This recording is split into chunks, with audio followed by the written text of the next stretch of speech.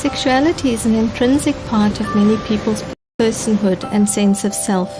As teenagers, we begin to date, experimenting with relationships and roles in the romantic world. Society shapes the way in which our sexuality is expressed.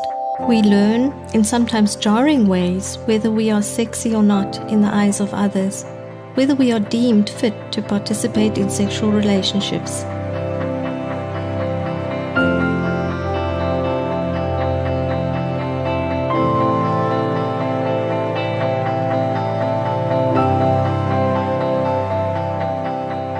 For persons with physical disabilities, participation in sexual life is complicated. This complication stems more from the attitudes of the world out there than the physical limitations of the individual. I still sort of derive that sexuality, especially the identity part of it, from almost my environment, my society. You're almost socialized into the way that you're going to become or the way you see yourself.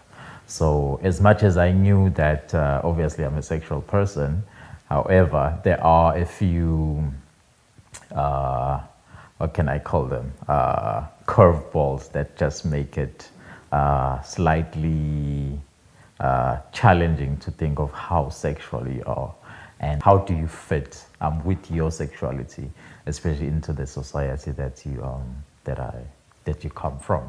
So yeah, but obviously I'm very much aware of the sexuality part of my identity. When disability is acquired, people with physical disabilities must learn to revise, redefine and revive their sense of themselves as a sexual person. After I've acquired my disability, I had to basically relearn to accept myself as a woman, as a sexual being. But I think that in time, and the way I feel now, is that I fully embrace myself in all aspects that I am, not only physically, because I think that I'm an attractive person. I think I embrace my womanhood, but I think it's very difficult to be able to express yourself in a completely feminine way when when the media portrays the perfect role of a woman to be tall, big-busted, upright. So when you're always kind of aspiring to be that person that is accepted by everybody, and what is more accepted is an able body. So it is difficult to sometimes, be truly feminine when society dictates how femininity should be portrayed. But in all, I think that I'm not too lacking in my femininity. This process is often complicated by prejudicial attitudes from the general public, who believe persons with physical disabilities to be asexual or unable to participate in sexual relationships.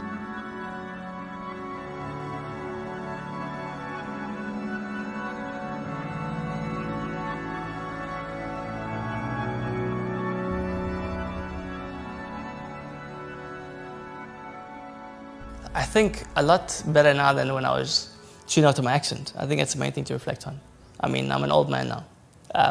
So the old as in 48 yesterday. So I think it's nice to be able to be comfortable, and having become comfortable with that again, since being a teenager who became an active teenager student life, living a student life, and became paralyzed and my world turned upside down. I just turned 19, and at the same time was discovering being out of school and being on my own and being independent and being a sexual being, I suppose, in the world. I realized I had two disabilities. I had my paralysis, and I had how people treated me, what they thought of me from what I was before. And I think that was hard to come to terms with. The big thing that hit me after my accident, I think, was feeling like a burden to people, especially in the home situation I was my mom had to look after me because my father died in the accident. So it was a tough thing to do. And suddenly I was like 10 years old again. But that links to sexuality because I didn't feel I had anything to offer. I didn't want to be a burden in a relationship. So it took me a long time to get over that. I cut myself off completely from being any kind of sexual being. And that lasted about 4 or 5 years. And that was my kind of process at the time. And it was linked to my feelings of not really wanting to be around for a long time. So to get over that, I got in a few relationships, and that kind of has slowly been part of how I matured and got to where I am today. Part of the process of becoming comfortable with sexuality for all of us is dating. In the case of people growing up with a disability, they are often shielded off from mainstream society by going to schools for children with disabilities.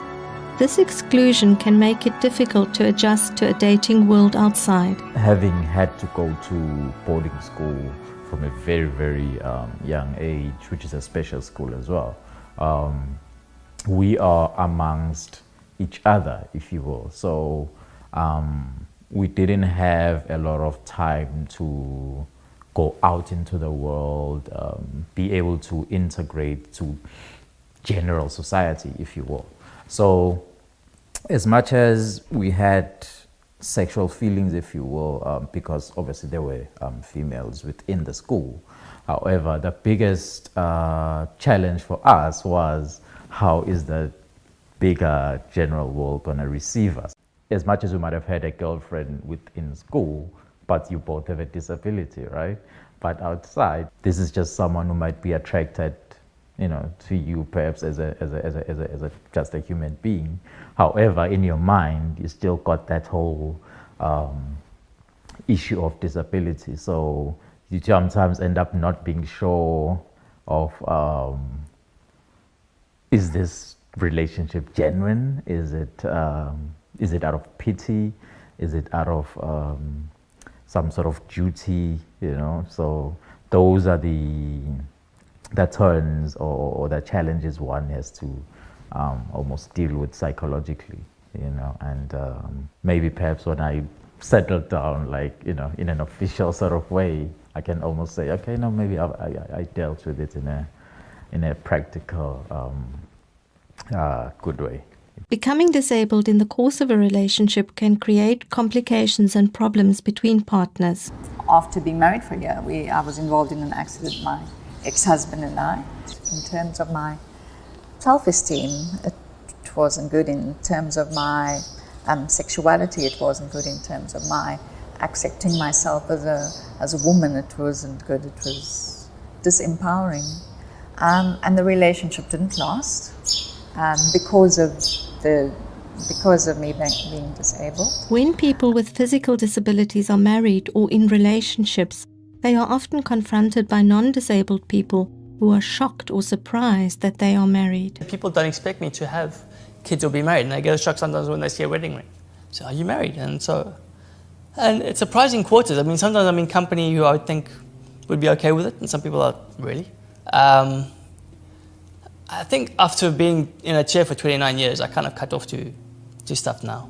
In the early days, I told a lot of people where to go in funny situations and would make jokes. Sometimes the negative attitudes do not lie in the world outside, and people with physical disabilities may find that they are scared or unsure when it comes to dating in a society which they fear might be rejecting. In the beginning of my relationships, I wasn't very confident. I wasn't, you know, I didn't have a good self-image. You know, my body, I have scoliosis, I have, you know, my body's a bit deformed and so on.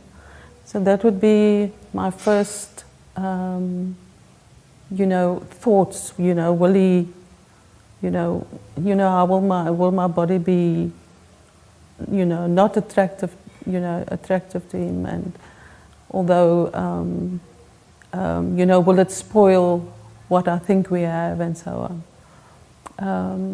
Yeah, so that's a kind of fear. However, despite challenges, many people with physical disabilities lead successful dating lives and pursue long-term romantic commitments like marriage. As a partner, I think I was able to give quite a lot to a relationship, immaterial of the fact that I am a person, that is differently abled.